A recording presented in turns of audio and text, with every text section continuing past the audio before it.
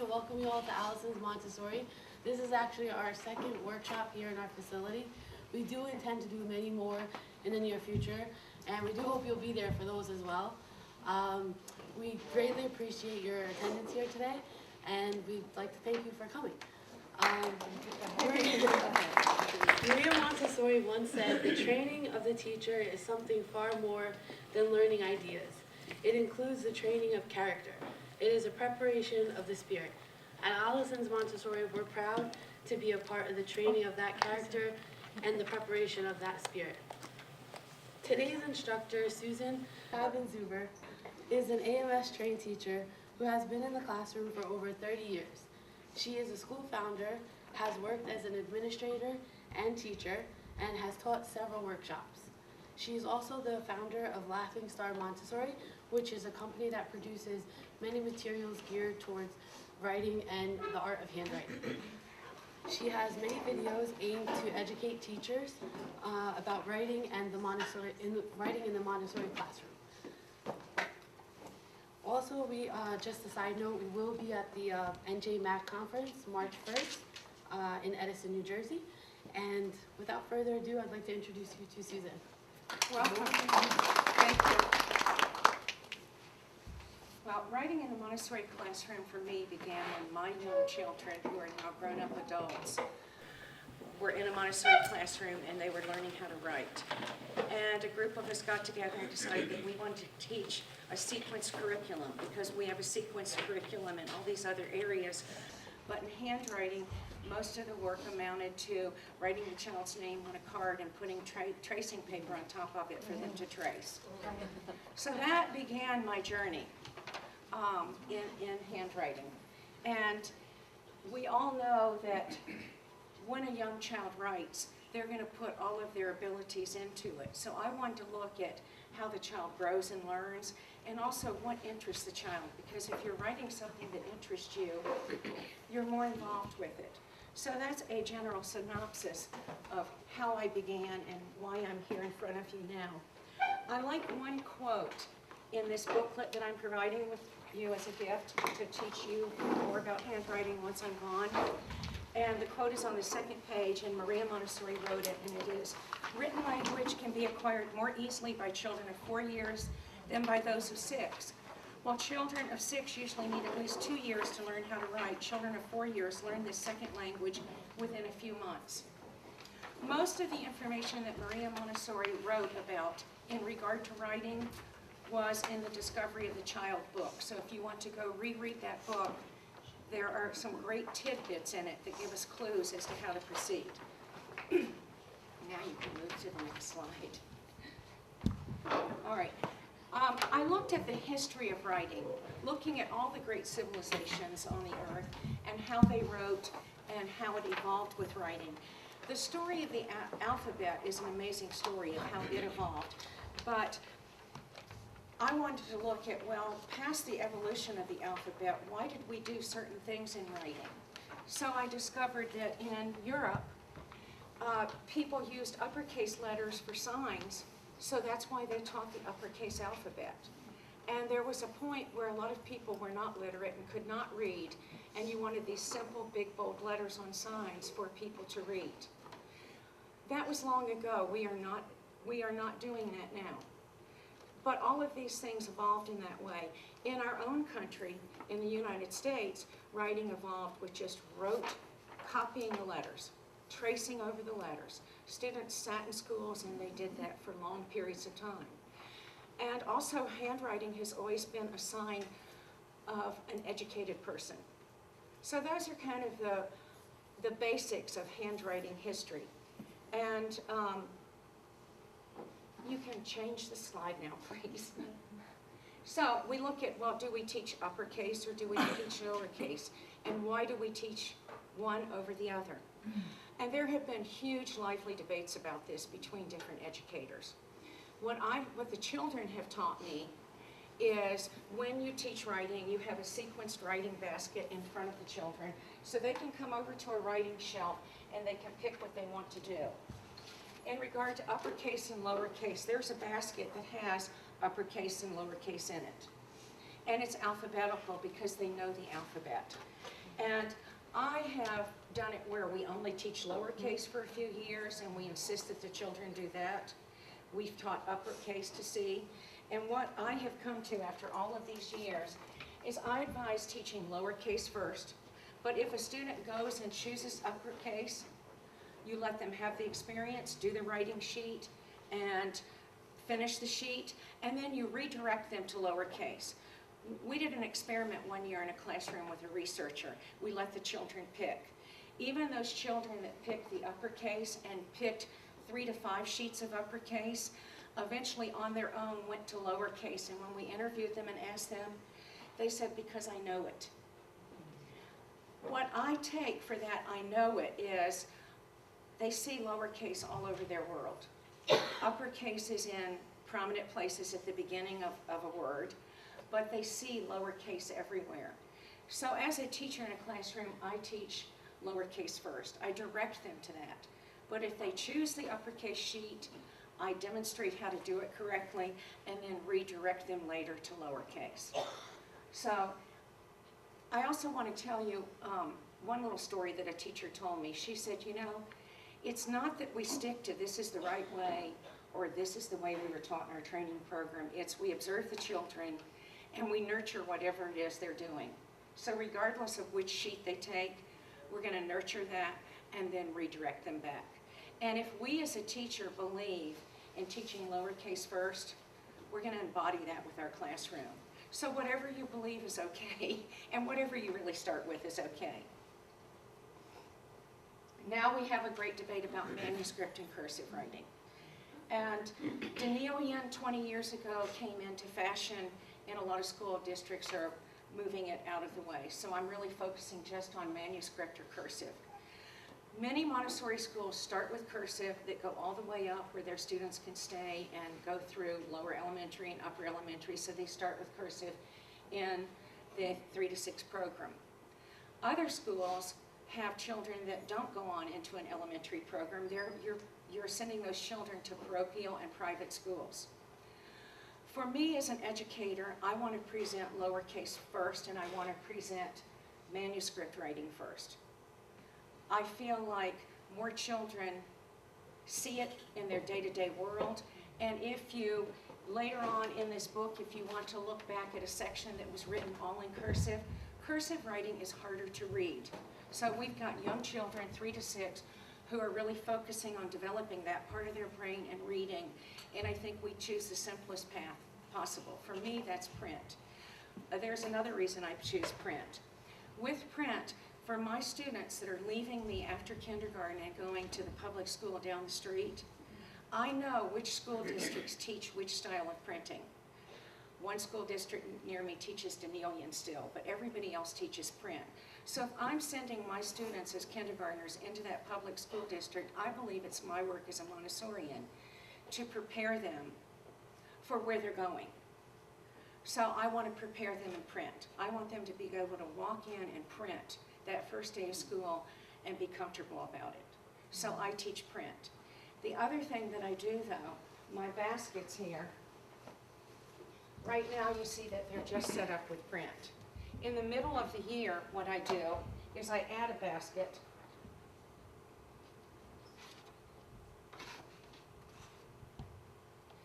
And I switch around my baskets so that I'm adding another one.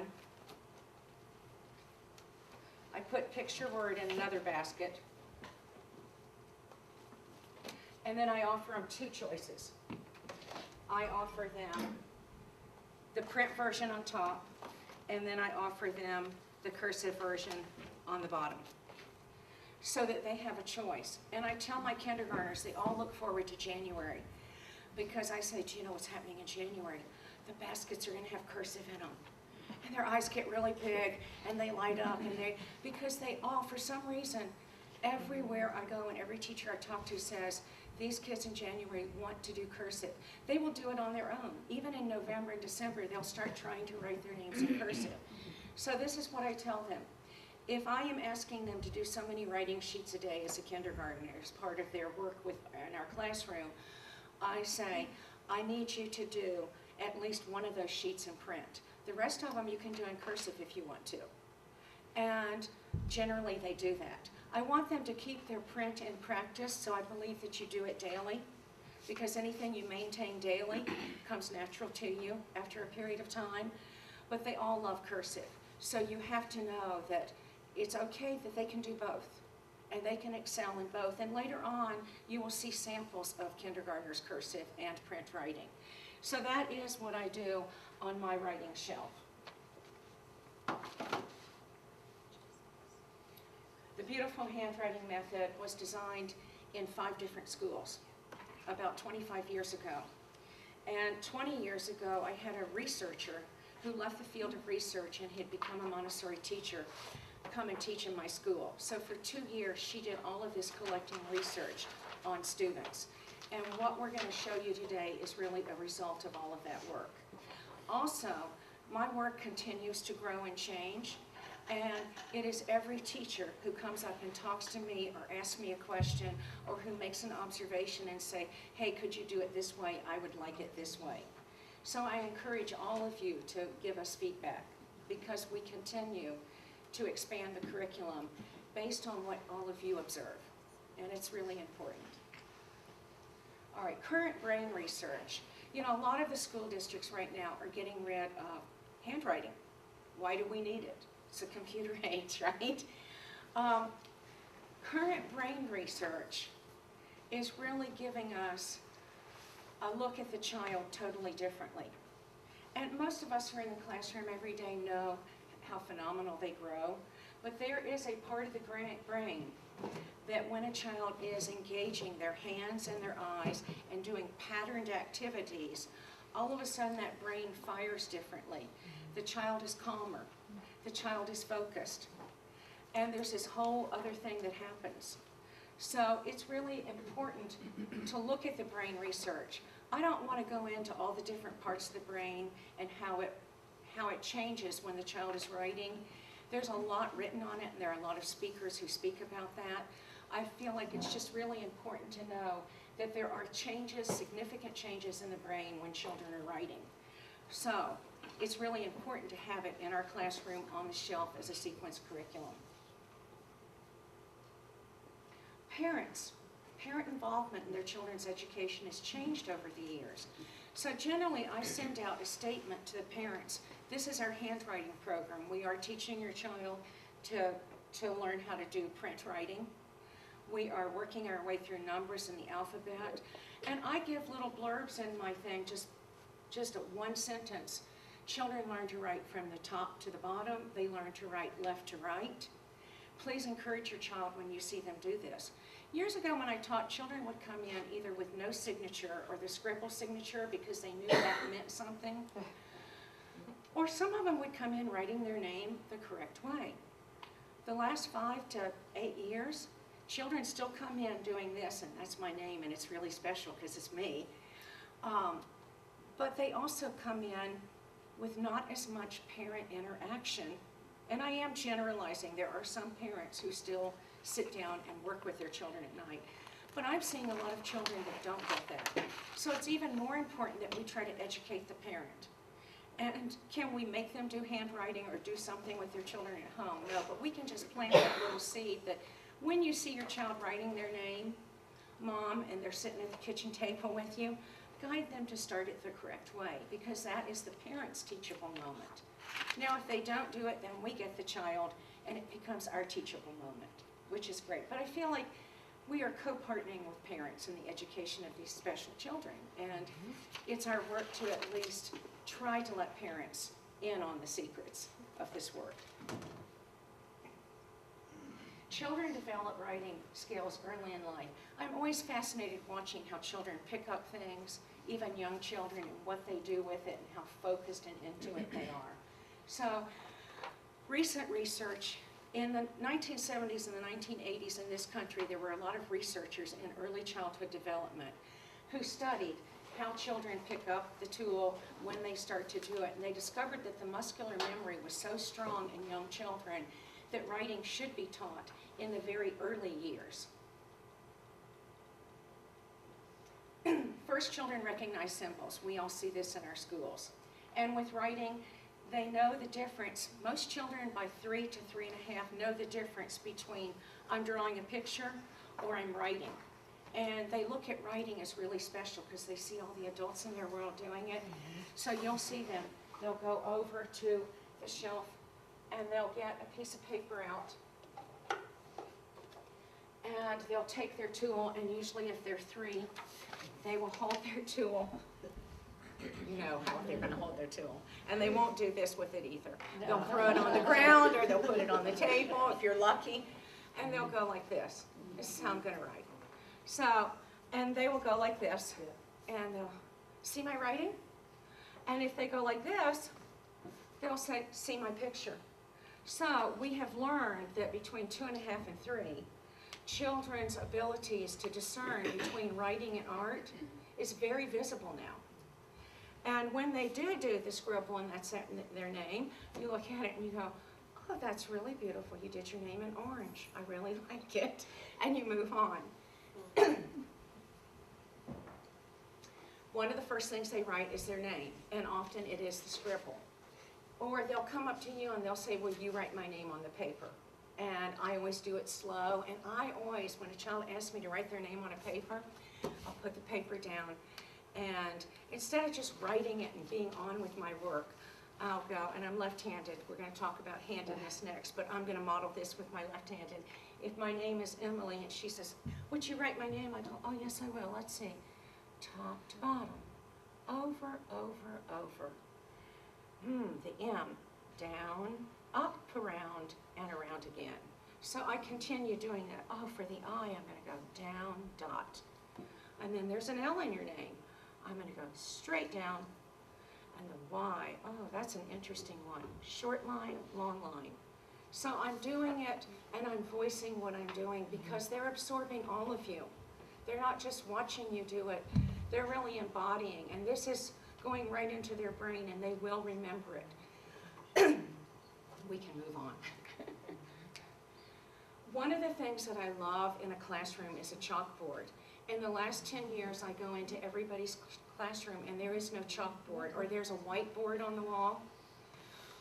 And so the chalkboard, the youngest child in your school is going to take that big fat chalk. And if you've got a big chalkboard, not quite the size of this screen, but hopefully Alison's will sell one someday to you. What the young child does, and I have the chalkboard in my classroom is a 2-person work. Writing is social. We are social beings. So the chalkboard is a 2-person work. And I demonstrate, well, if you want to share the chalkboard with a friend, you can come over and you can draw a line on it. And this is my side, and this is your friend's side. Or you don't have to do that. You can just share it together. And also, when you're observing, it's interesting to see who wants to draw the line and who doesn't. Who can share the whole board and who can't. But young children will start at a chalkboard, and they're going to do this. They're going to do vertical lines straight up from the bottom to the top. That is the human's natural instinct to write, is from the bottom to the top. And then they'll start doing diagonal lines, and then they'll start doing circles, and then they'll start doing zigzags. There are books written on the progression of patterning and writing. The important thing is that they're getting to do this first, and they are still using, a lot of them are at the chalkboard like this, and some of them are starting to hold it differently. But you're just watching that as a teacher, and you're looking at what they do. A lot of the 3-year-olds monopolize my chalkboard, and the 5-year-olds have to try to get in there whenever they can. This example that I'm showing you right now, which age group do you think it is? 3 or 5? 5, you're right. Even the 5-year-olds love doing it, and they love doing it together. And they will write little things on it, and they'll tell you the entire story of what's going on with all these people on this chalkboard. And so it's an important part of setting up your classroom. And then we look at their artwork. Rhoda Kellogg wrote a book about the stages of art. And there is a brief summary of it in my book. But basically, you see the lines, you see the zigzags, you see the shapes, and then you see representational art flourish. And you'll see them making people, you'll see them making lots of people. I didn't bring any of just the scribbles because I know we've all seen it. This child was really interesting. Their fine motor skills were not well refined at all. And yet when they turned 4, they wanted to write so badly. So first of all, the little child came over to me and he said, "I'm 4 now, I can write now." Okay, that's great, let's go get a writing sheet. Well, he got a writing sheet and he had no control over it. And I said, "Well, let's practice a 4. Do you know how to write a 4? And he goes, "I wrote 4s with my mom last night." And he goes over and he gets a piece of paper and he did this right in front of me. And he said, "You see, I'm 4, I can write now." And I looked at him and I said, "Well, you sure are, that's wonderful. We'll go over and do a writing sheet later today." And he said, okay. It was tedious and it was hard for him, and we started with patterning, but within 2 weeks, the improvement was significant. But it was his ability to see himself as being bigger, and I can do it. And that's a huge part of it. We have to, as educators, we have to be there at the teachable moment. We can't push, but we have to also observe so keenly as to when they are ready, and to be there to watch him write the 4 or to guide him. So drawing is really important. In my classroom, over the years, I've taught with some Montessorians that believe no art should be in a Montessori classroom. I've taught with some teachers and gone into schools that just, it's like an art school. It's gorgeous. I like to have a drawing tray on a shelf in either art or on the writing shelf. So if you don't have room for it in art and you make room on the writing shelf, I'd have half-page, half-size sheets of paper, because we do want to conserve paper. But I would have a tray right here with white paper on it. And you can do 1 drawing a day. And some schools I know let children also do however many drawings. They are old, and it works just as well. So it's really your personal preference what you want. But drawing is really important. I also, in my school, always have a big easel. And easels are great to paint at, but easels are also great to put up a big white piece of paper and to use markers and draw. And some of the pictures that they make are gorgeous, just very beautiful. And anytime we can bridge what they're doing at school to what they're doing at home and send something home that's beautiful that the child can talk about, it's a good thing. So we have drawing on paper, and here's an example of the tray right there. And then we have metal insets, one of my favorite materials. I am a teacher who demonstrates how to use metal insets with tracing the line and filling in and all the traditional lessons. But I also feel like there is a time when children want to do metal insets that they just want to go and experiment with it on their own. So if they don't follow the sequence, it's okay. You know, it's a day in the life of a child, and if they want to draw something in there, it's just great. This is an example of a 5-year-old. All of the 5 seem to rediscover the metal insets, and they do some really amazing things with them. I have real samples of some of the metal insets. This is another example of a 5's, of what they really do with them.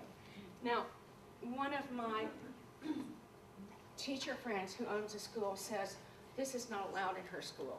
You can't do metal inset and manage art. You have to trace the shape and make something out of it. You can tell I'm not a believer of that again.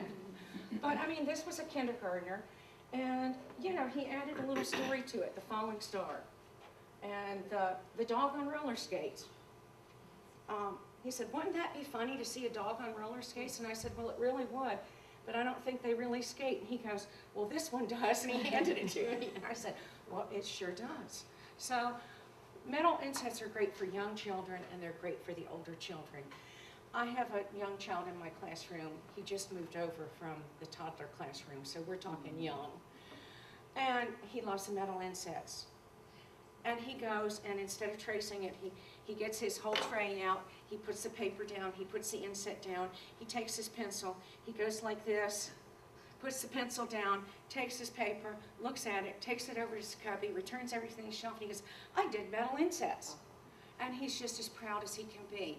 If children, no matter what work and what area of the classroom you have a positive first experience, they will come to love that material and do it how you want them to do it and how they want them to do it. So metal insets, I think, are a real integral part of writing. Coloring and cutting is another thing. I always have some kind of a big cutting activity. We were studying reptiles, and this is a turtle, and it's a folded piece of paper. So we designed cutting masters so that the child could take this piece of paper with half an image, cut it out, and then open it up, and here's an animal, or here's something you can color. It's an important thing. They're really focused, and it's nice to merge the cutting skills with the writing skills. I generally put this type of stuff in art and not on my handwriting shelf. And here's just another example. Yeah, the snowman and the fish. All right, we're ready now. I'm sorry. I think you'll hear me say this throughout the talk, that children develop writing skills at their own pace. You have to look for the teachable moment. And if you see a child who's really ready, it's time to go over and work with them. It's also, there's a lot of times when I sit on my hands because I don't want to go and interact with the child too quickly. So you really need to have the timing, you need to have the materials, and you do need to do direct writing lessons with children. Some teachers do them daily, and some teachers do them once a week. However you fit it into your daily schedule, they do need to see you model how to do it. And there are 3 steps to writing. You know how we all learn about the 3-period lesson for using all of the materials? We introduce something, they work on it, and it's mastered. It's the same with writing. They trace. Tracing is a real important part. It's patterning. And then they copy it. The second stage of writing is the one that's usually left out. So when I'm doing the calendar, I can go to the writing shelf and I can say, oh, I want to do the calendar today. Now, I'm going to choose the tracer version.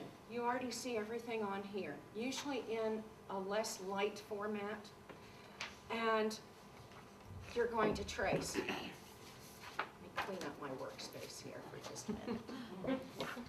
So they're going to trace. And when I trace, I try to start at the top, and I try to go through everything. So this is tracing. Now, the second stage of writing, in the bottom of my box, I teach them that a colored piece of paper means that the blank version. So we have 2 versions for beautiful handwriting. We have the tracer version where you're really tracing over it. There's a beginning dot where you begin, a little road map there to help you. And then there's the blank version. And what you need to do when you're a student in a classroom and you've decided to take on this work, you're going to go to the shelf. What you're going to bring back is the tracer version and the blank version. And I want to copy. So this is how I show them to copy. And the only thing on the calendars that they don't have to copy is the lettering at the top. So I teach them, after we've done the lettering, to go like this. Put their finger here, put their finger here, and trace. And then I'm going to slide it down. And now I'm going to put my finger here, put my finger here, and it's just a placement for me. And I'm going to copy the whole thing. This is the second step in writing. It's the step that most writing programs miss. And if the children get to copy enough, the third stage of writing, which is composition, which is where the child does not take this. Now, when I'm a child and I've done this whole calendar, what am I going to do with this? Am I going to put it in the recycling basket, or I'm going to put it back on the shelf? I'm going to put it back on the shelf for someone else to use. And then this is going to be mine. Now, the child who's composing is just going to take this, and they're going to go, oh, I remember. I can do this all by myself. I don't need to copy it. I don't need to trace it. And wow, I can really write my numbers beautifully. So this is composition. Composition also goes further in the steps of not taking something that you're going to copy, but taking a blank piece of paper and writing whatever you want to write. So that is the 3-period lesson for handwriting. Now we get into tracing. It's a very precise method of working. You're going to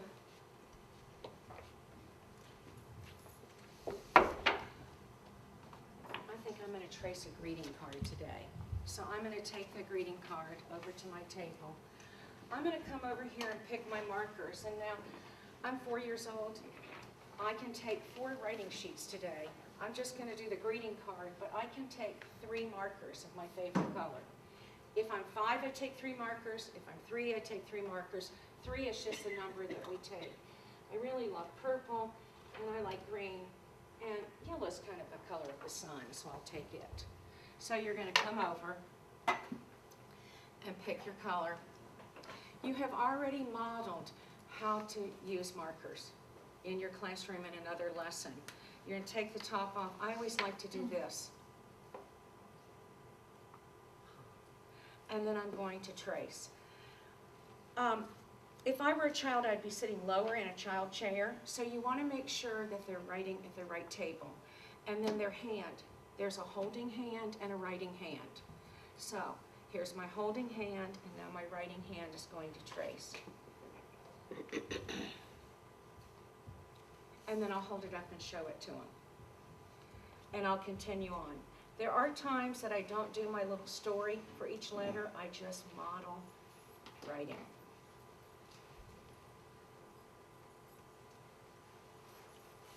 And there I have it. So when you see a child, you want to make sure their posture is good, their hands are placed in the right way, and then they're tracing. All right, next page. There's the method of copying that I showed you with the calendar. There are also a lot of Blackline Masters that I use where there's a tracer version and a blank version. So I'm really merging the opportunity to do either one. Some children will just trace it and they won't do the blank version at all, and that's acceptable.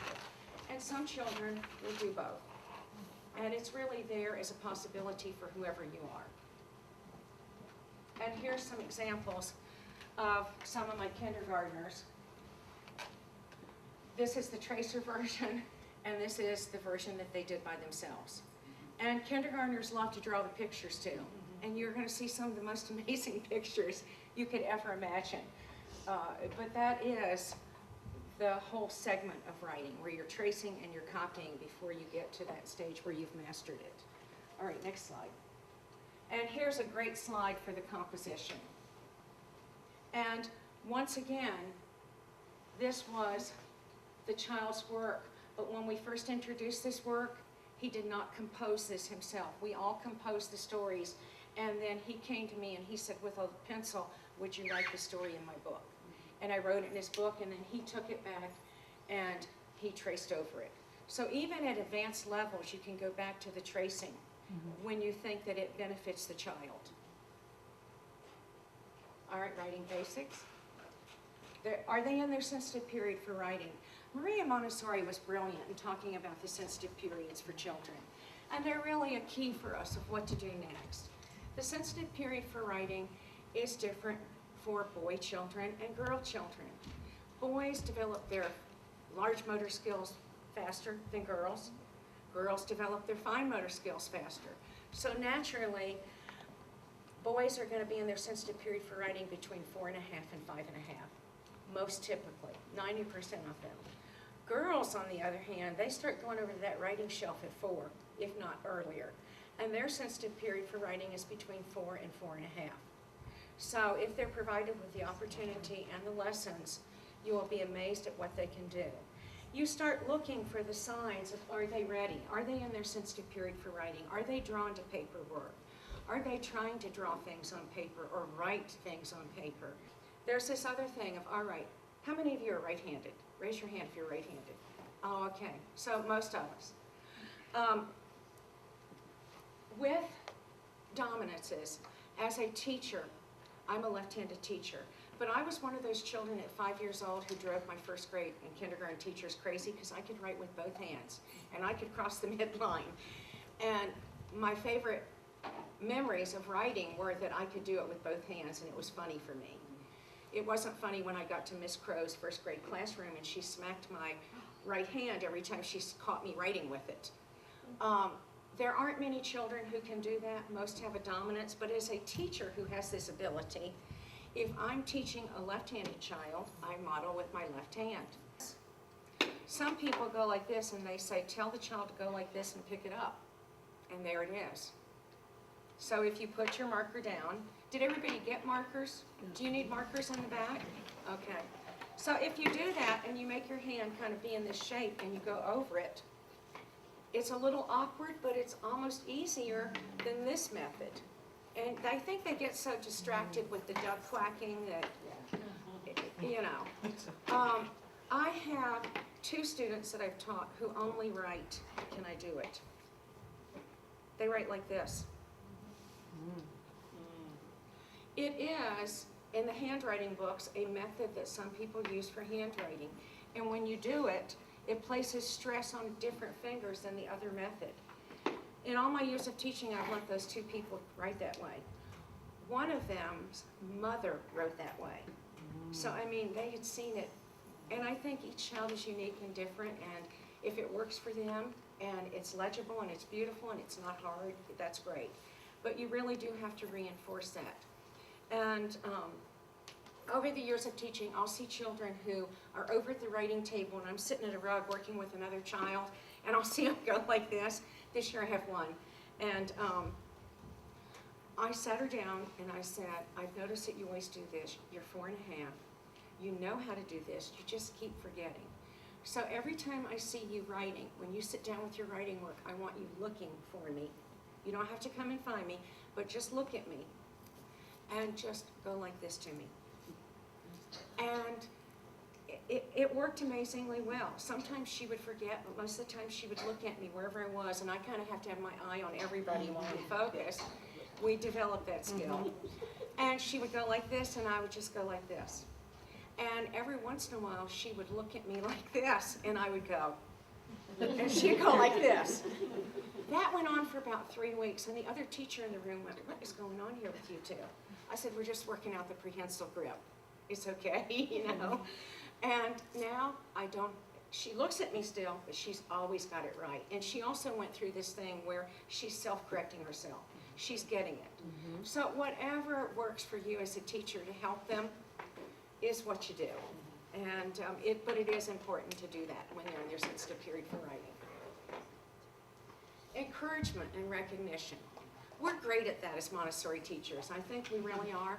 But I also think that encouragement with whatever you're doing, if you're dreaming of writing a story or whatever, if you're encouraged, you're going to feel better about yourself and your work. So I think that's an integral part of going over and saying, I'm not going to say this is scribbling. I'm going to say, oh, you used purple today. That's one of my favorite colors. Is it yours? And they feel encouraged. And also when you're writing I have a table in my classroom that 4 children, 5 children can sit around easily and write together. And it's a social activity. They like doing it. And one little boy was sitting there doing his scribbles in yellow, his favorite color. And one of the kindergartners looked up and she goes, he didn't trace the A, B, C, D, or E. He just scribbled them. And I looked at her and I said, yes, you know, he's 3 years old and that's what 3-year-olds do. That's his writing work. And she goes, that's just scribbles. And I said, well, you know, I remember when you did beautiful scribbling too. What can you tell him that's nice about his work? And she goes, well, it's yellow. I said, why don't you go over and tell him, I see you used yellow, it's beautiful. And she goes, well, okay. You know, she's one of those 5-and-a-half-year-olds that knows everything. And so she goes over and she goes, wow, that's really great. You used yellow. And he looked up at her just happy as he could be. So I think we also have to teach that tolerant attitude to our older children about the younger children's work. All right, now materials for teaching writing. Over the years, I have set up writing in probably 15 different ways. In one of my first classrooms, I set it up with these wonderful trays here, and they're this tray that you see right here. They hold the half-page sheets very well. And I had a number shelf, and I had an alphabet shelf, and then I had advanced writing on the bottom. It worked great. I had a really advanced classroom. I didn't have many threes. And then when we did writing that related to geography or science, it was on the top shelf, kind of away from the 3-year-olds' reach in a certain way. I've got my marker jars, and it's similar to metal inset pencil holders, where you're going to go and you're going to choose either fat markers, for younger children, or thin markers. Now sometimes the children, the 3-year-olds, will take these. They'll use them for a day or two. They'll always go back to the bigger markers. And they do that themselves. You don't have to really go and say, I really think you should use the fat marker. They get it after the experience with it. Likewise, you'll find that some of the 4-year-olds, particularly 4.5-year-old girls, one girl came up to me, she goes, look, I said, I see you got, and I call them thin and thick markers, and for years I've called them that. The children don't call them that. They're fat markers, you know. She holds it up to me, she goes, look. I said, yeah, I see you've got a thin marker. And she goes, I've graduated. I said, you graduated? And she goes, yeah, I've graduated. And I said, what'd you graduate to? It was like, too much was going on that day for me. She goes, well, I don't use the fat markers anymore. I use the thin ones. And see, they will call it fat and thin. And I looked at her and I said, well, congratulations. She goes, you got a high five for me? Well, sure. She said, what about down low? And I said, well, sure. And then she walked on away. But, you know, for her, that was her moment that day. So, at any rate, I have my shelf set up that way. I also have the supplies. And I have scissors so that they can cut things out. I have tape and a stapler. And I have a glue stick. And I have what we call mistake stickers. And then I have my baskets. I generally put the calendar up first because even children who aren't writing a lot, they always want to do a calendar. So I do that first. And then writing is a social activity. It's a way we record what we've done. It's a way to tell our friend we like you or happy birthday. So in my materials, and we'll go through these better, I have baskets for everything that have to do with that. This basket is my greeting card basket. And with my greeting card basket, I start out the school year with We Are Friends. Many of us have been to school together and we're coming back after summer and it's great to see each other. I generally will put out happy birthday because anytime a friend has a birthday, you can go over and make a card and you can deliver it to your friend's cubby. How empowering is that for a 4-year-old to be able to go over and make their best friend a card? We only make one card a day. You're not going to make 15 or 20 of them. And I do them seasonally. Spring is here. So there's a variety of that. And then I have their names. Now you will have to make the names. We're trying to figure out how to make the names so that you could come to my website and get them for a very reasonable price. But names. You can make them on your computer, or you can make them without a computer. If you're going to make them on a computer, you're going to put their names down. I use a font that you would want to get called ABC Print, or ABC Denilian, or ABC Cursive. Montessori Services has it, and hopefully Alison's will have it soon. If you don't already have it. Do you already have that font? Okay. It's a great one.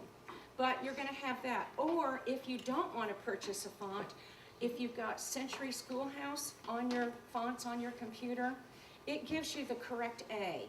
It gives you the A like this, not that strange A that I can't even draw for you. You did a great drawing. So you're going to do that. You're going to do it bold and big. This is at about a 42-point type. And the hardest part of this, once you've put their name on the paper and laid it out, you're going to go and you're going to change your black from 100% to 60 or 70%. It's going to be a grayer look. And on the sheets that I passed around, you'll see that. Because you want them to trace over it. The other thing that you're going to want to do is you're going to want to take your computer and you're going to want to make a dot, and then you have to place dots at the beginning of where they begin.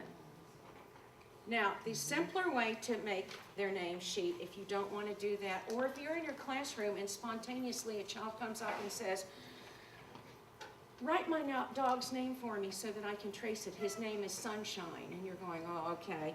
You're going to take either a yellow marker or an orange marker. And I really prefer a yellow marker, but orange works well too, especially if you're going to put it on a copier. You'll have to experiment. So if this child says, write my dog's name, his name is Sunshine, I'm going to sunshine.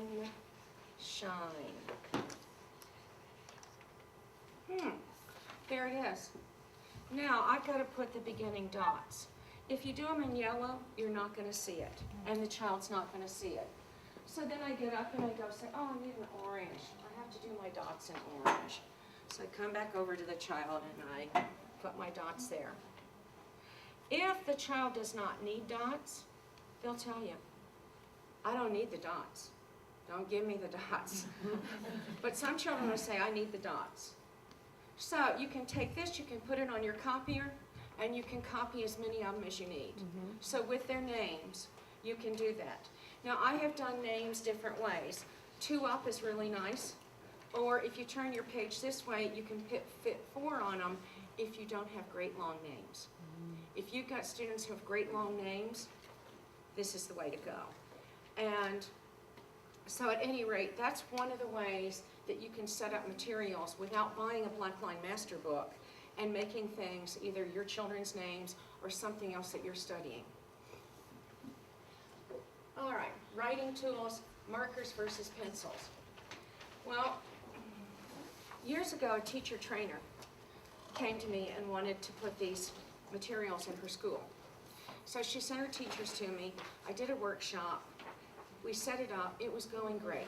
A month later, I went and observed and answered their questions, and everything worked out well for them. She called me a week later, and she said, it has come to my attention that all of my schools are using markers. I said, yeah, they are. She said, I don't want them using markers. I said, well, I presented the program to you. You knew markers were part of it. Let me check my notes. I don't think you told me you didn't want us using markers. She said, oh no, I didn't tell you. I just forgot. She said, but I've gone and observed my students, and I like what I see, but I don't want markers in the classroom. I don't think it's appropriate in a Montessori classroom. So we got into this great debate about what is appropriate. And she said, well, what's appropriate for me is that they use the metal inset pencils, or that they use crayons, that instead of the markers, you put crayons out. And I said, well, all right, let's try it. If that's, these are your schools, if that's what you want to do, let's try it. Would you mind if I came and observed this and interviewed your teachers after you did it? So she said, we're going to do it for 2 weeks. We did it for 2 weeks. I went and observed. Children weren't picking writing as much. And when you interviewed them about it, they said the crayons are hard, and the metal insets, pencils, even if you buy the most expensive brand, you have to push down so much harder. So I had questionnaires that were filled out by all of our teachers in regard to their observations, and then I went and met with the teacher trainer, and she had filled out a questionnaire too. They all voted to go back to markers. It felt like it was better developmentally for the children. She voted for crayons. She said, I don't care if it's hard, writing should be hard. I want them to learn how to push as hard as they can. That will prepare them for the future. And at that point, I just looked at her and I said, well, do as you wish, you know. And a year later, her teachers took the work out. And so that's what I know about other tools. If a child goes over to the metal inset pencil holders and wants to do it with the sheet, I let them. It's their experience. They will either learn that it works for them or it doesn't work for them. 90% of the time they go back to markers. And if you ask the child, oh, why aren't you using pencils? Oh, it's too hard. I can't see it. And they love colors. I mean, we live in a world where this is a great tool. There's a question. Yes? Do you use any colored pencils in the class at all, or just the markers? No, I have my metal inset. I have my metal insets really close to writing. Matter of fact, in my classroom, if this were my writing shelf, this is my metal insets. Metal insets I generally put before writing because I feel like they're a material that lends itself to that. So I have my pencil holders just like you see somewhere in this room. Yeah. And if they want to take a pencil to do it instead of a marker, that's okay with me. If the pencil is really light in color and they don't like it, they'll go back and choose markers. Huh? Yeah, that's a really nice question. Well, pencils too. And I recommend that you have one jar that has thin pencils and the thick kindergarten pencils. And once they're sharpened, the way that we put the pencils in the container is with the point up. Because if you put them the other way, you'll be sharpening them a lot. So their initial lesson with the calendar is given writing in a marker as opposed to a regular pencil. No, I mean, you can do either way. Okay. You really can. When you use, I guess it depends on the child you have. yeah, I'm just thinking like those markers, I mean, it's much less expensive to use regular pencils or colored pencils or less years. I could just picture them like not putting the caps on and they dry out and it's costing a lot more to have that. I mean, it's such a great idea with the dots, but a package of those dots costs $8. yeah, yeah. I always buy markers when Walmart marks them down to 99 cents in August. Sure, And I look for deals. You are right, they're more expensive. What I have to say about markers is the quality of the work that you see the children doing will really change. And it is the marker.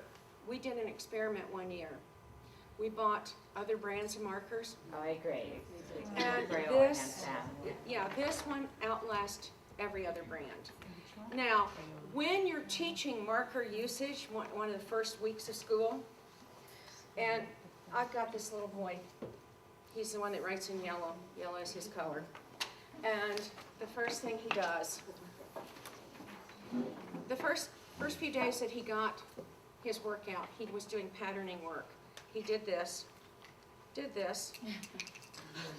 figured. did this, did this. And then he got up to go get his second piece of paper. And that's when you knew you had your hands full.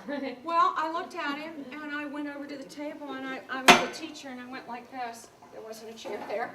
I went, oh my, there's a marker on the floor and you won't believe it. It doesn't have its cap on.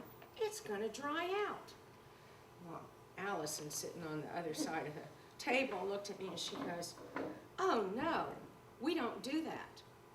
Well, he comes tugging over with his next piece of paper, and I go, do you know whose marker this is? He goes, it's my marker, right? He's owning it. And I said, well, you know, we don't leave them on the floor. Where do you think we put them? Do you think we put them under the chair or on the table? And he looked at me like, really? And he goes, well, on the table. And I said, yes. Do we leave the top off or on? I mean, I'm dramatic over this. No, And there are several children watching now. Yeah. And he goes, well, no, because that's one of his favorite words. He's just turned 3. And I said, well, I'm going to show you something. First of all, I'm going to put it on the table because we never put them on the floor. Someone could step on it and hurt themselves. It goes on the table. And I said, I wonder if you know the secret of the top of the marker. And he kind of looks at me and I said, I bet you don't know the secret. And Alison over there, she's going, he doesn't know the secret, right? And you don't say that to a 3-year-old because what do? They go, yes, I do. That's the only time they say yes. So I said, well, I'm going to show him. She goes, no, I'll show him. I said, no, I really want to show him. So we got that taken care of. And then I go, look at this.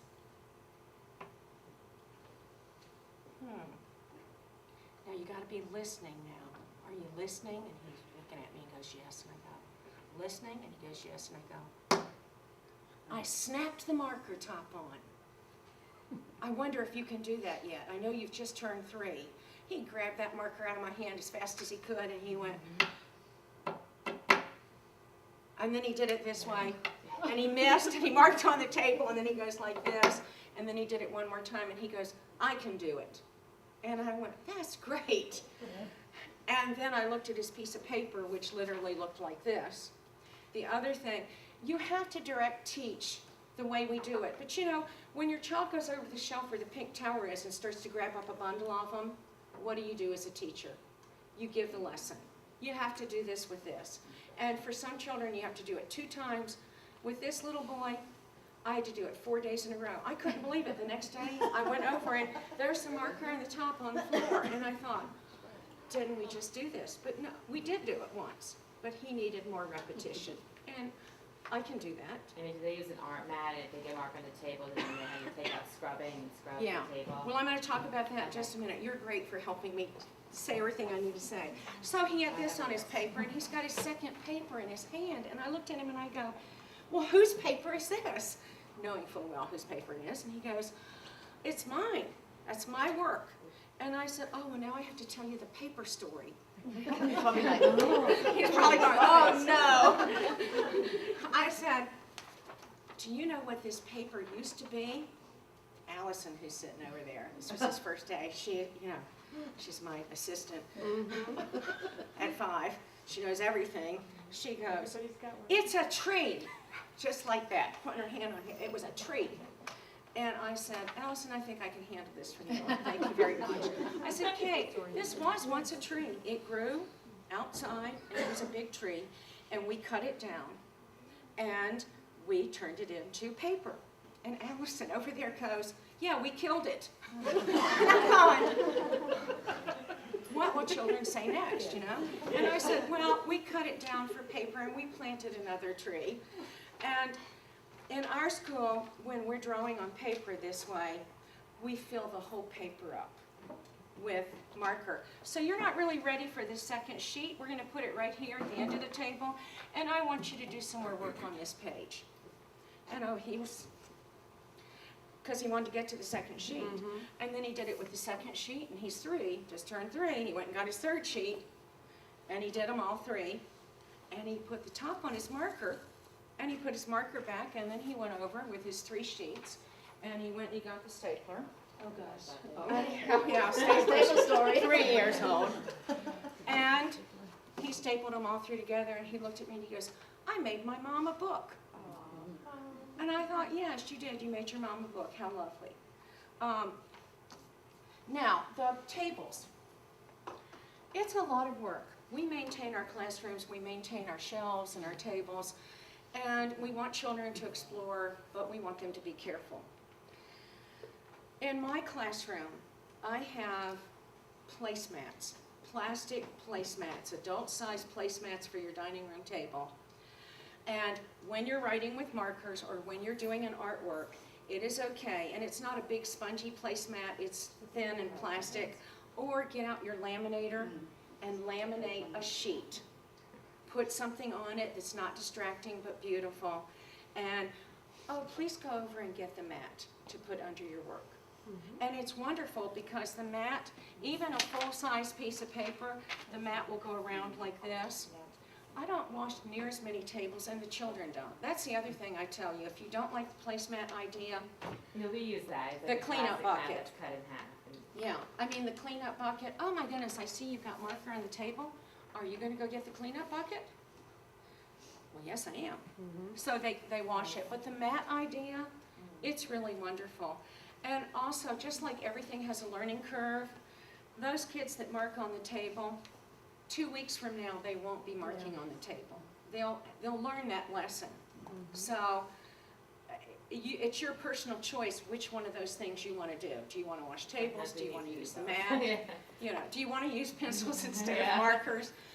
But whatever you want to do will work for you because your heart and soul are in it. You know?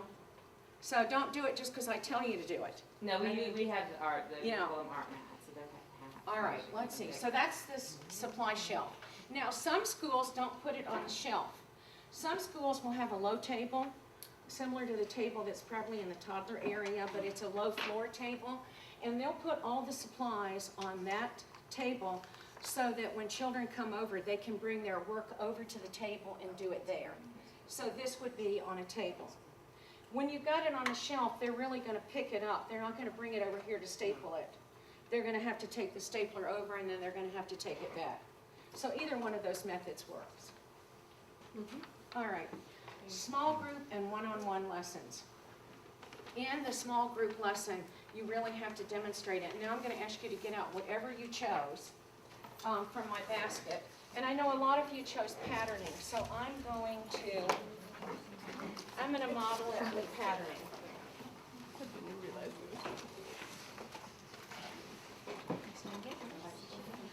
You can pass that around. All right, so when I'm demonstrating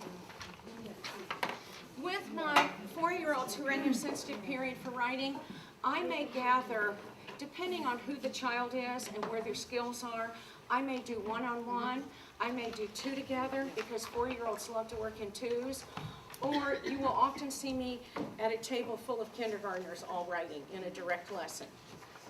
So when I demonstrate it, I'm doing wavy lines today. So I will tell them the name of what we're doing. I'm doing number tracing. We're all going to try to trace numbers together, or patterns.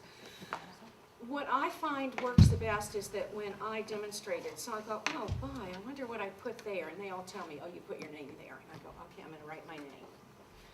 And if you can't write your name, I'll write it for you, or I'll put it on there so you can trace it. Some of the children who choose this skip that step. That's okay with me.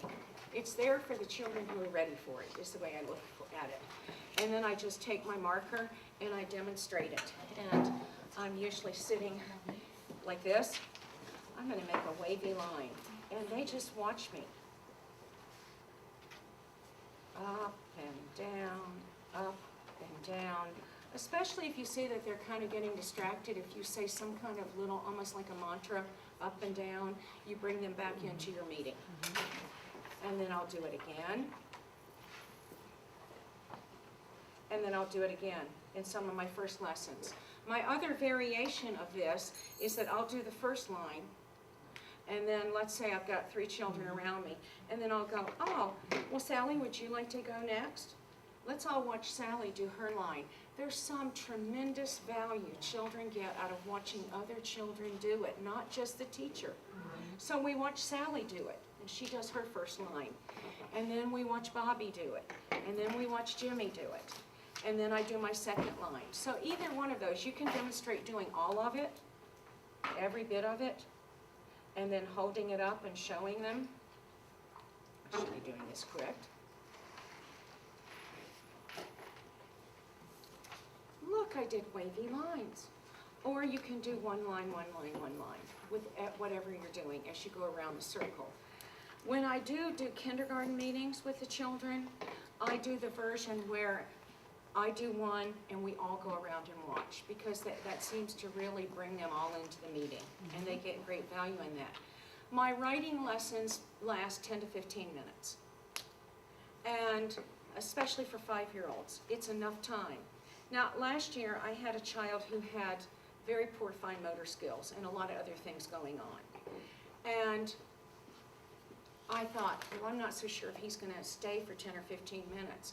He totally surprised me by sitting through every meeting and doing it all. His work was not as well organized as other children. No one ever said anything to him about it. They were just glad he was there as a part of their kindergarten group. So you just have to kind of go with the flow with your lessons. But you really want to demonstrate it, and then you also want to take the time to watch each one of them. I'm going to get into record keeping later, but when you're doing this lesson, I always have my record book next to me, and as I'm watching each one of them doing, I'm writing down a little note. And one of the ways that I write notes about children is if they mastered it, I use the triangle. But if I need to redo a lesson, I write it right there. So one-on-one or group lessons. I do both.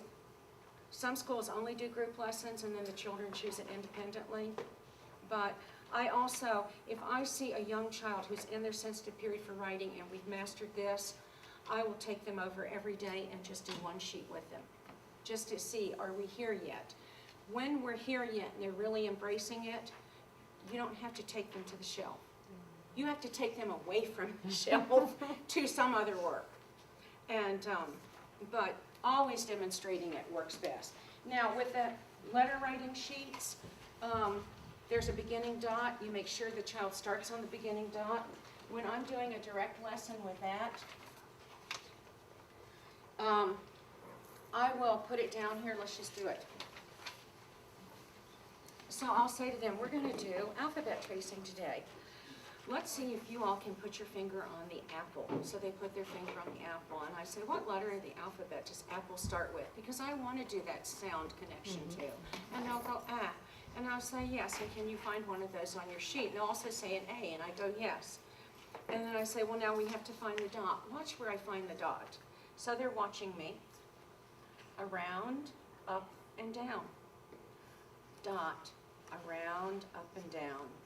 Dot, around, up, and down. Now let's see if you can do it. And so you do yours. If you're doing one-on-one lessons, I demonstrate one and I let them fill out the other two. Sometimes they'll take the marker from me and they'll say, oh, I can do it, I get it. And I think, great, I'm just gonna watch. So then you watch, and you watch, do they do it? Oftentimes, they'll go like this.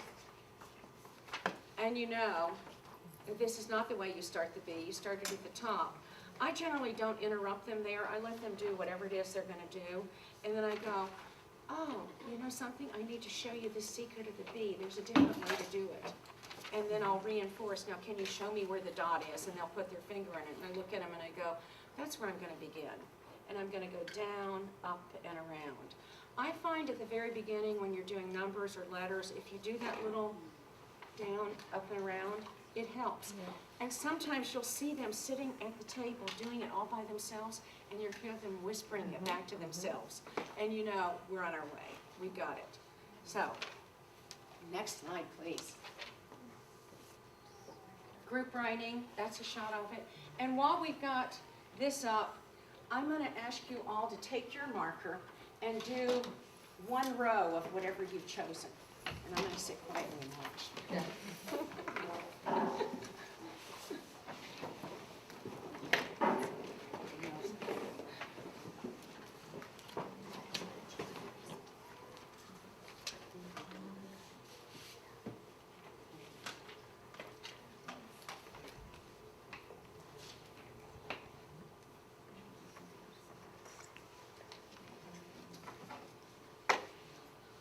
Very beautiful. Oh, that's beautiful. Some of you did it so quick, and some of you took a lot of time, and it's all very beautiful. Oh, yeah. And there is a connection that you feel inside. If I had you do one whole sheet, there is a connection that you feel inside where there's just a peacefulness that I think comes over you. All right, let's see if everything's done. And if you want to keep going on your sheet, do. And I'm going to go on with the next slide while you do that, okay? All right. All right, having a sequence curriculum available. I think it's really important. I didn't have that years ago, and if there'd been one out there, I would not be standing before you today. But Laughing Star does have a sequence curriculum, and if not, I encourage you, if this is not the curriculum, I just encourage you to do handwriting and to find your curriculum. So there is a sequence set of materials that we do. So the third year, that summer, I delved into this and designed the pattern book. And the children in her public school district who used it, who were learning disabled, all their teachers could not believe it. Their test scores went up 20%. Not that test scores really represent who the child is, but their behavior changed tremendously. And her stories were just heartwarming and brought tears to my eyes. But in my own classroom, I really had not witnessed such a transformation until last year. And last year I had this little boy in my classroom, wonderful little boy. He was with me for 3 years. He had very poor fine motor skills. Things just weren't connecting for him. I mean, all of his friends were reading a year before he was, and he said to me, school is really, really hard. So I tried to make things as easy as possible for him. When I brought my patterning out, he'd already had the other patterning for a year, and then he saw this patterning. Every day he did it. It was his first work a day. He was 5 years old, turning 6. He said, I've done my 5 sheets, but I want to do more. Can I do 5 more? And he would sit there, this calmness would come over him. He was the child who, no matter what he was doing, he could be building with the brick stair, he could be doing the pink tower, he could be doing math work with the beads. There was always a foot going, and I mean, he was, you know the type. His body was just hard for him to control. And, or he would be playing the drums on the tables, you know. And when he did patterning, this calmness came over him. The motion stopped in his body. I mean, he was still. At first, we couldn't believe it. We'd just stand there looking at him. You're like, can you believe what he's doing now? He's not moving. And he would always ask to do a second set of 5 and a third set of 5. I mean, 25 minutes of doing this every day. And so I asked him some questions, and then the other teacher asked him some questions, and we got the same answer. I said, why do you choose this work every day? He looked at me and he goes, it makes me feel okay in here, and then I can go do that hard work. And I thought, well, that's interesting. I would have probably pointed to my head, you know, in a way, because it does calm your mind. It activates this other part of the brain. All patterning exercises do that. Now, all writing is a form of patterning, but it's not like this, where there's something about what it does to our brain and how it fires that changes that child's activity, not just while they're doing it. What we observed was, all of a sudden he'd come up to me and he goes, well, this is easy now. All of a sudden he started reading. Now, he may have been ready, so I don't want to assume that it was just this, but his mom came to me one day and she goes, he's asked me to make all these patterns for him at home because he wants to do them at home, and he's so wild in the evening sometimes, and so just running around and can't sit still. He asked me to make him patterning, and she goes, I've tried to photocopy the ones he brings home, and it just doesn't work. And I said, I'll bring you the book. I'll give you the book. And she and her husband also felt like there was a significant difference in him. So I encourage you to think about pattern paper as an option for all students. And here's another child doing it. And at the very end of the pattern paper, we get into different types of patterns that, and during the break, I'm going to lay out the real samples of the children's work over here for you to look at. The labyrinth is an interesting pattern for children. So, also what I wanted to say is sometimes children will take this one or one of the other ones, and they'll transform it into something else. They may do the pattern, but you may find color all over it, or they may turn it into objects and stuff. I let them do that. I feel like that's just as valuable. All right, next slide. Greeting cards. We talked about greeting cards. It is a social activity. It is coloring. It's a little bit of writing. If I've got a good friend. So these are some samples of the different children's work. Some children didn't do the writing, you know? It's okay. If they do it all the time, it's not okay. But if it happens once or twice, it's okay. And it tells me as a teacher, oh, I may need to go over and point this out to them when they're there doing it, not after the fact. Well, I mean, some children kind of just scribble. Some children add a whole bunch of stuff to it. This little boy, it was his birthday, so he made himself a birthday card. All right, now that's the outside of the greeting cards, which you see in this basket. Now the inside is the next slide. And these are the kind of things they put on the inside. And then they get to deliver them in their cubbies, or they get to take them home to their parents. This child wrote, spring is here. This child wrote, we are friends forever, and I like it that way. You know, so they're also integrating their own writing in. And so greeting cards, I think, are a really important aspect of the classroom.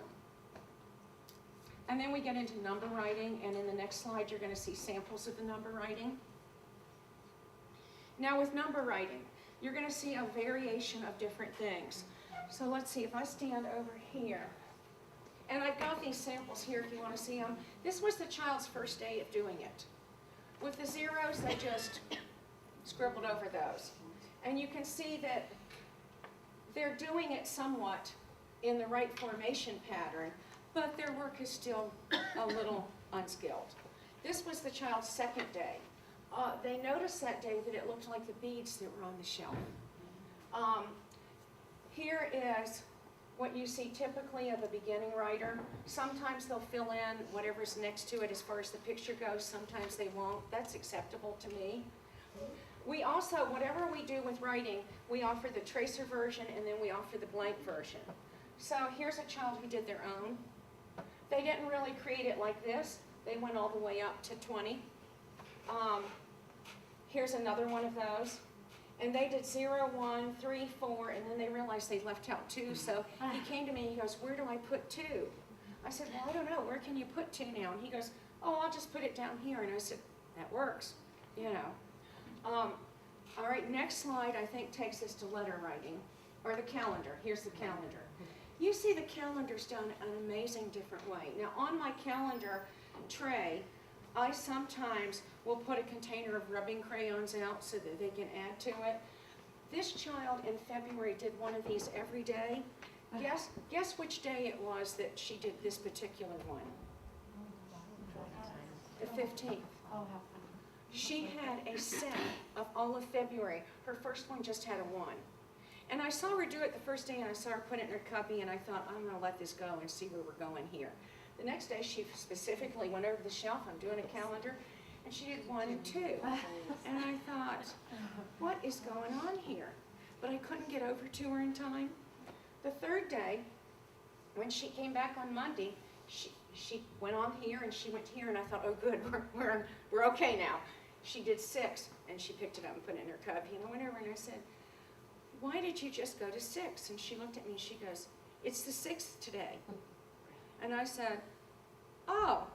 She goes, I'm going to do one every day up to the day it is. And she kept them in her cubby, and at the end of February, she stapled them together. That's not what you see typically, but it's also one of those things that we do see as Montessorians. So, you know, some of it is rough, but we only learn by doing it. We only get better by doing it. We've done various things. You'll notice in the calendar, some of them used to be like this. And the feedback we got from teachers was, sometimes they write numbers in there or they do something there, and it was disturbing. Can't you try something else? So we went to the version with the calendar masters where if it's a day in a previous month, it's just one big white box here. Let's see if this one demonstrates it well. So it's just this space. Well, most of them don't put anything in that space.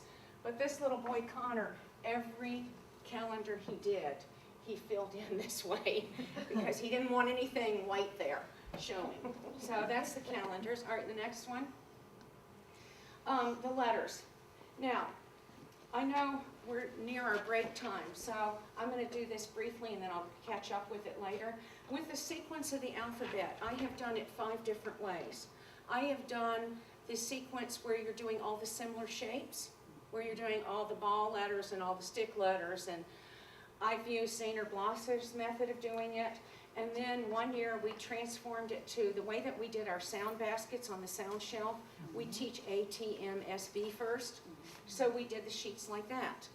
We had them on the shelf for about 2 or 3 years, and that's when this researcher was in my classroom. And one day she was writing with one of the children, and she said, I want to ask you if you like these writing sheets, and what can you tell me about these writing sheets? And he looked up at her and he said, why can't they follow the alphabet? That's what I know. And I thought, what did Montessori teach us? Start with what they know, and then the power of association will bridge you way over here. So that year, we kept out the sequence matching our sounds, and we put out another shelf where we told the children, we're just trying this, and we put out this sequence. At the end of 3 months, we did not have to restock the first shelf matching our sound sequence. These were empty. And when she interviewed all the children who were either 4.5 up to 5 and 5.5. And they all told her, we like following the alphabet. She got the same response every time, and she said, we have to listen to this. And so that's when we transformed the sheets into this, and that's the only way we sell them.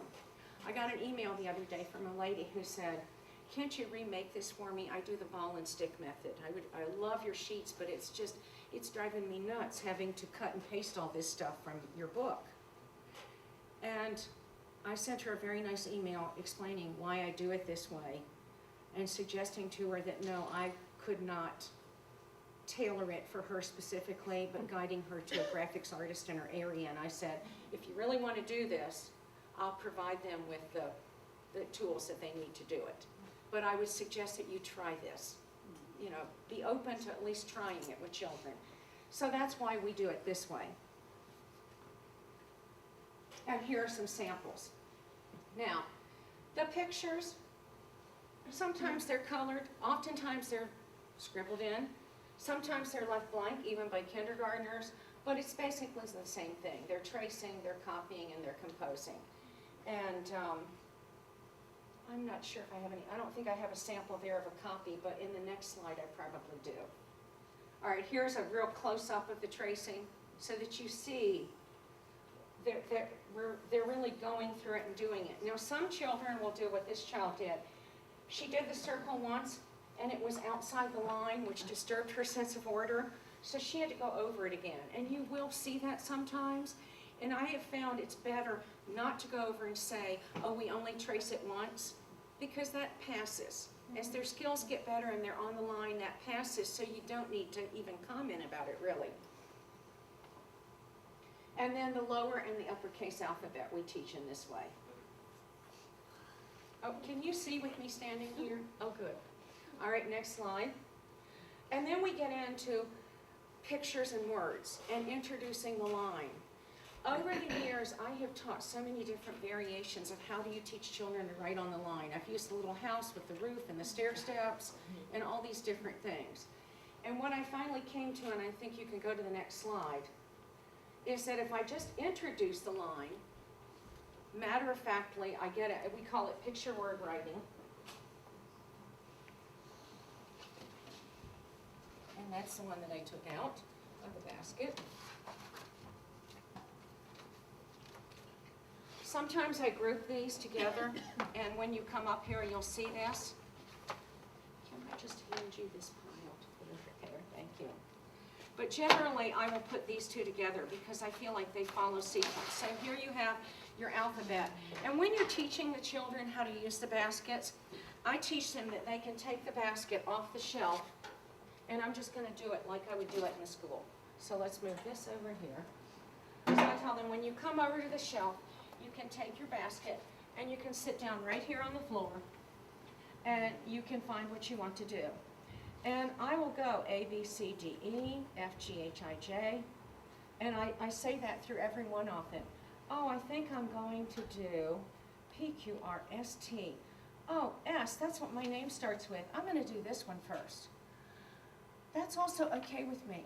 I think it should be sequenced on the shelf, but some children will do that, and they particularly do it with picture words. So if I'm going to do picture words, I look at apple, I look at ball, and I go all the way through the alphabet. Some children will just do this. They'll go A, B, C, D, E, F, G, H, I, J. Oh, J, I want to do a jet today. So then once they've picked it up off the shelf, they put the basket back on with two hands. They bring it over to their table.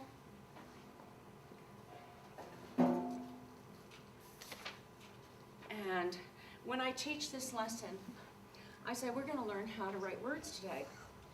And when we write words, a lot of us write them on the line because every letter goes on the line in a different place. And I just do it with them. That's all I say about it. And we do the picture word writing. And it still has the dots for where you begin because some of them still need it. Jar. Jet. Oh, look.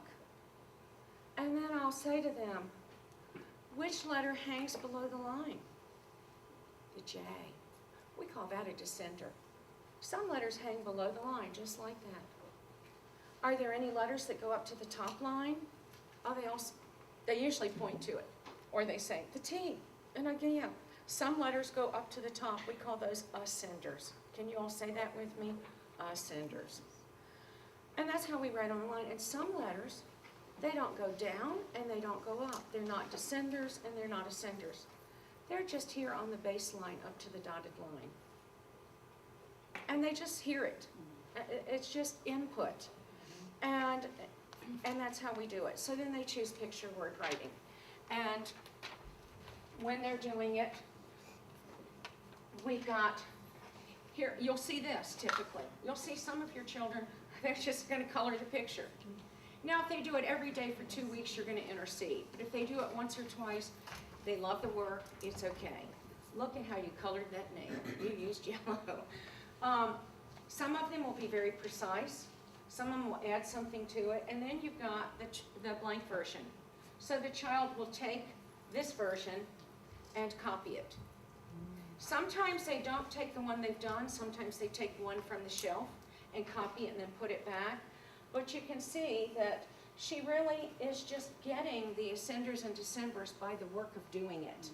She doesn't have to remember where the roof is or where the basement is or any of that stuff. So it's simple. And then we get into writing other words. I try to integrate this throughout the curriculum in my classroom. So in language, when we're doing word family work, we can come over here and do it here. And these are tracing versions, and this is one that was done by the child himself as a copy job. He took this and he did it and he drew his pictures that way. All right, next slide. And here are some more examples of word family work. And when you come over here,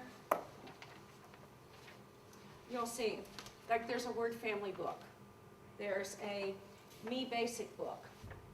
These are samples from Me Basic, and this is from the word family book. And I have a dear friend who's a public school teacher, and she's a first grade teacher, and she says to me, these Montessori kids are really bright. She said, and now at least you're teaching them to write, so they're really bright. Because for years it was, why can't you do everything else so well, why can't you have a writing area in your classroom? I can't believe it. So I don't have to listen to that anymore. But I kept listening to this saying, there are certain workbook sheets that my kindergartners do that your kids don't know how to do. So this book solved that problem for her and for my kids. So there's all kinds of things in it. Simple things like how many pets do you have? You know. And I mean, this was a 5-year-old naturally, but if you look at his writing, it looks pretty good. Free-form writing out of his head. He said, do you know what the cat's saying? And I looked at him and I said, meow, meow, meow. And he goes, yeah. Do you know what the dog is saying? I said, yeah, but you tell me. You know, and that thrilled him. And then things like this. I live in North America. So that's what we do with this type of work. Some teachers like it and some teachers don't, but the children love it. All right, next slide. And here's more. When we bring out the farm and study the farm, we want to also put that in writing. So some of these are tracings and some of them are free-form writing. And then with songs, we have a singing circle every day where we sit and sing songs. And one year, 2 of the older children came up to me and said, I want you to write the teapot song in my book for me. And I wrote the teapot song out in their book in pencil so they could trace over it. Well, every day for about a week, it was another song that we were singing. And soon, quickly, I got on my computer and I thought, I'm not handwriting these things anymore. So some children like it and some children don't do it at all, and that's really their call. And then when we're studying space, we do strip books on space. We'll do name writing, and then we'll also do sentences if they can do. And in my geography area, I have children work with these world classification cards. I know that we use a lot of nomenclature in our classroom where we're matching 3-part cards. I know that classification is a work that a lot of schools that aren't Montessorians use. And I started feeling like I need to do something different to encourage the 3s and the 4s to use materials.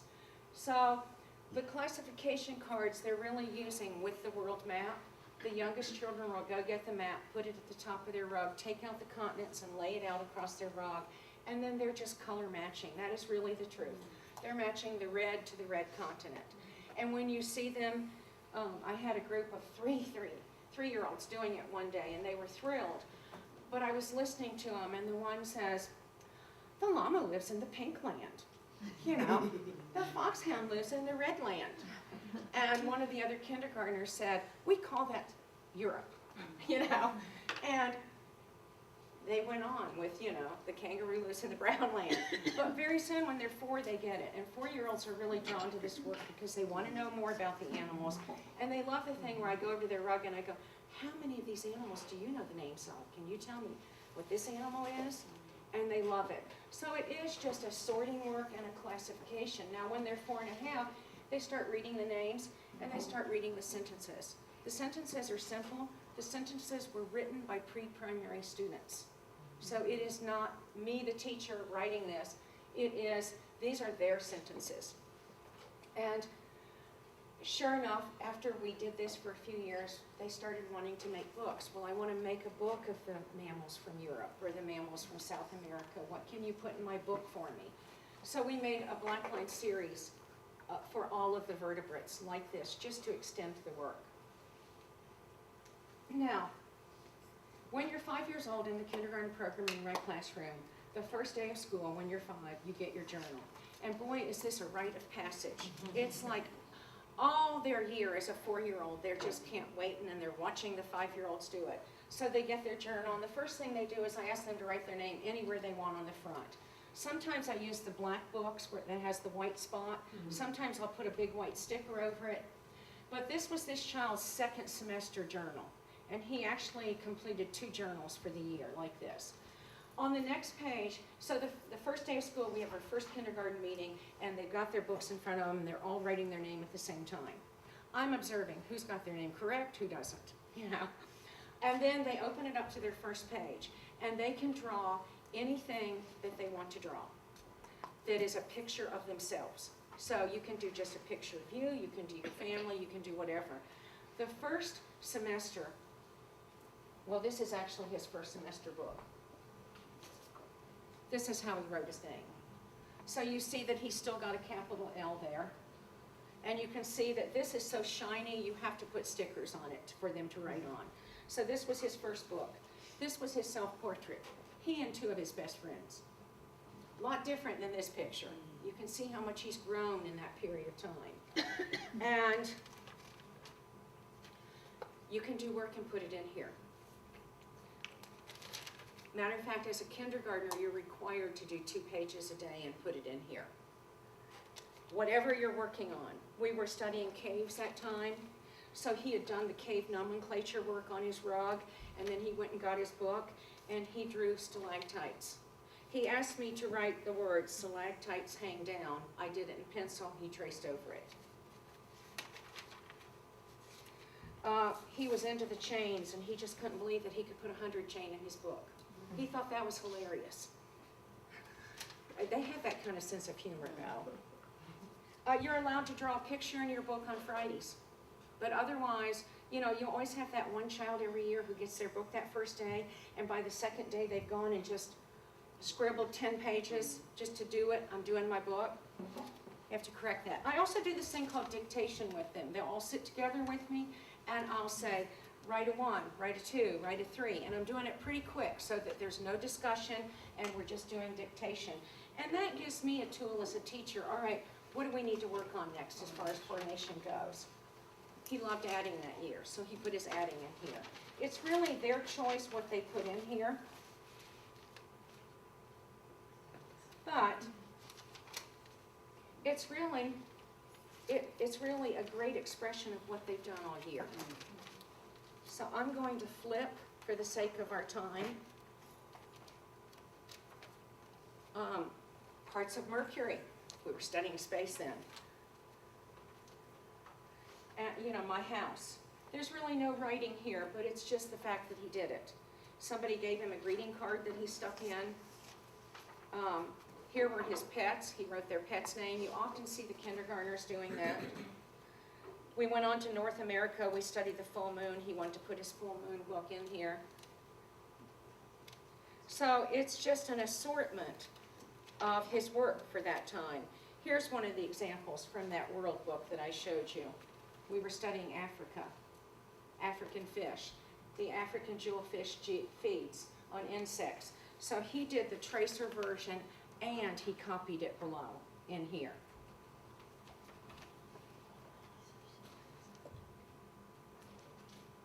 Let's see which way, I'm holding it this way. He did parts of books. And we usually tried to teach them to tape it in so that they're not taped down so you can look at it. But that did not sit right with him, so he wanted them taped down. Here's more picture word. So they really get to pick. Here's that one that I showed you before.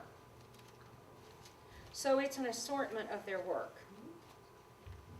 And then this is his, and he asked me, he goes, well, can I do this? Can I go to the geometric cabinet? Can I do this? I really want them in my book. And I said, well, yeah, do you think you can write their names without any help? And I think he copied them from the label, but I mean, it's pretty accurate. a strip book for the reptiles of Australia. We were studying Australia, so he basically colored in the animal and wrote its name. And then this is his second book. So we can move on. And then here are samples from his second book. You know, he repeated patterns and numbers again because he wanted them in that book too. Calendar, geometric cabinet, full moon. Oh, and this was an interesting thing that they all started doing. That we were working with verbs and nouns, and I had the little template on the shelf, and I showed him, you know, we can do this, and I had one specific work to do it with. He came over to me one day and he goes, well, you know, I think I can use that grammar template with the farm work. What do you think? I said, well, try it. And he brought his paper to me. And you know, when one of them does it in our classroom, especially if they've got good friends, it's like, it goes through the classroom. I didn't have to teach it at all. They taught it to each other. All right, we can move on. That was the dictation. And how are we doing for time? I should ask. About 11 PT. So I have just a few minutes and then we'll pick it up from here. Okay, so we're going to leave with story writing. I had these phenomenal writers this year who were all trying to write their own stories. And they were grabbing different papers from all over. And I had used these books in the past for handwriting. And I'd always wanted to develop story writing deeper. So what I did one day was I sat down with the kindergartners and I said, we are going to write a storybook. And you all have to help me write the stories because the page was blank. I showed them that it was blank. And I said, we all have to agree on what we're going to write the first story on. So I'm going to get up and go get the rest of the books. And then when I come back, I want you all to tell me what you've decided we're going to write the story about. So when I came back a few minutes later, they said we were going to write a story about a cat, and we've already written it in our heads. And I said, well, oh, that'll be easy then. So I wrote this in front of them as they dictated it to me. The cat is gray, the cat purrs, the cat sleeps on the couch, the cat's name is Yoda. And I said, well, what should I do up here? And they said, you draw the picture since it's the storybook. So my artwork is not near as beautiful as theirs, but I drew it. And then I said, well, now we need to write another story because we're going to write 2 or 3 stories a day in the story writing book. So what do you think we should write the next story about? Well, they all shouted the rabbit because the debate had been between the cat or the rabbit. And so they wrote the rabbit story. And we continued to fill up this book with whatever they wanted to write. I really did not try to edit it. So a week later, it's done. And my meeting is, let's read the storybook. So we passed it around and everybody read the stories. And the next day, I had this book on a tray, and I had a stack of blank books on the tray. And I brought it to my meeting, and they looked at me, and I said, today is the day that we're all going to write our own storybook. But first, we're going to copy the storybook that we made at school, so everybody's going to have their own copy. And I got out this one, and I turned it to the cat, and I put it on the table. And you notice that we've changed now. What are we writing with? We're writing with pencils. Second semester, you start writing with pencils more with kindergartners. Their favorite is the fat pencils or the thin pencils, or one child brought in mechanical pencils. Oh my, you would have thought that we'd landed on the moon again or something. It was like, and you know, he only brought one in. So it was in the pencil jar, and there was all this problem solving over who was going to get to use it first. And the next day, I brought in a whole pack of mechanical pencils because I didn't want to go through that anymore. So I chose my pencil, and I said, you're going to open your book. And the first thing we all did together was we wrote our name, and we wrote writing on it, and we drew a picture. And then we opened it up. And then I had my blank book and I copied it. And I basically demonstrated this, and this is what I teach during this. This is a title. Titles are really special for stories. They have their own place, and often we center them, and they have capital letters at the beginning. And sentences are really amazing because they all get to start with a capital letter too. And at the end of a sentence, so we know just to pause for a minute, we put a thing called a period. Well, half of them go, we know about periods, you know. And I said, and you know, there's one other thing we have to look at with this book. It's called spacing. So watch. The space cat. The space cat space is space gray. So I did it that way. And then when I did mine, I very meticulously wrote the space cat. And then I wrote the whole thing, always saying that, the space. And when I was doing it, I did the, capital letter, beginning of the sentence, just as a reminder, space, cat, space, and I'm doing this as I write. And I do the whole thing, and I go, so that's my book that I'm going to get to take home someday. This book will always stay at school. And I set it up with them so that you can do this, it's a one-person or a two-person work, because you've got to share this book, and you've got to be in front of it. The first week, they did not choose to do it together. They all did it by themselves, and I could not believe what they did, how successful they were. And then they would bring it, and they would read it to me. And then they wanted, on Friday, they wanted to all get their storybooks for our meeting, and they all wanted to read one story out of their book. It was just astounding. It was one of those moments as a teacher that shivers go up your back. It was like, who's in control of this classroom? They are. It's their classroom. So the interesting thing that I'll share with you before we end is that this is Blake's book, right here. The cat matches. The rabbit matches. I should do my book first. The paw print matches. The robot. The dog. He said, I think I can write my own stories now. Can I go back and copy the robot another day, but I really want to write the dog? Well, sure. Spacing's pretty good. Capitalization's pretty good. Oh, well, I want to write a story about Arnold the pig in the Kipper stories. The pig jumps, the pig sucks his thumb, the pig sits. The pig is B-O-R-D, whatever that is. Bored. And then he went back to the robot. I think I'll do the robot now. And he kept copying that. And then he had a guinea pig at home, so he really diverged totally at that point. Here's his guinea pig story. And I told him you can write one story a day. One of my students, Julia, went home. Her mom made her books. She brought in a book one day that she had written 8 stories at home in that night. So, I mean, she caught it big time. You know, the car, this was his creation. The car drives, the car flies, the car stops, the car bumps, the car crashes. You know, if I had, as a material designer, made a story writing book for children, it would not have been these words. It is their words. It is their level of thinking. And that's what gets them when they're doing it and entices them to do more. Who would write a story about the shirt? You know? I mean, the shirt falls, the shirt wakes, the shirt trips, the shirt talks, the shirt is gray. Okay? And the kitten. And the train of thought is pretty much the same. It's a noun and a verb, you know? Yeah. The kitten sits, the kitten jumps, the kitten takes a nap. So at any rate, and then he did the pants. And then he said, well, I want to write something on the back. Am I allowed to do that? And I said, yes. He did 8 of these books in April and May. And most of them did that many. And I really could not stop them. And at one point, they would sometimes all sit. I had a really tight group of kindergartners. And they usually were 4 and 4. It's kind of, I had 8, but there were 4 who hung out together and 4.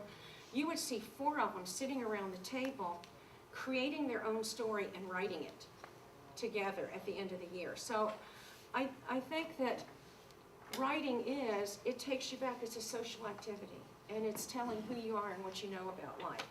Formation is the beginning. This, for me, is a continuing story. So we're going to end here and have a break. And thank you for listening. Thank you. And during the break, I'm going to set out the real children's work over here, and please come up, and if you want to take work and sit down and try it. Also, at the end of the day, I'm going to give you some of the writing sheets to take with you. And then the set of materials, up here, I've got them sorted in a typical sequential style. So when I set up my classroom, and Laughing Star is doing a handwriting study this year where schools have gotten these starter packs and they're using it and they're answering questions and emailing me. And it's interesting the order that schools have chosen to do them in. I recommend somewhat setting it up this way, where you do pattern, you have greeting card, you have math, you have letter writing, picture word, and maybe Me Basics as your beginning starter set. I pretty much introduce them in that way. Kids are always going to do the greeting cards. They love them. You're going to have to make your own name basket. But some of the teachers have astounded me because they started with letters first or numbers first. So it's just, it really reaffirms to me that you as a teacher are the best guide for your classroom, and what you are inclined to do, you should do, because it will be your best and it will encourage your children. So here's the sequence that they are available, and I know that Allison's has this first starter set available today too.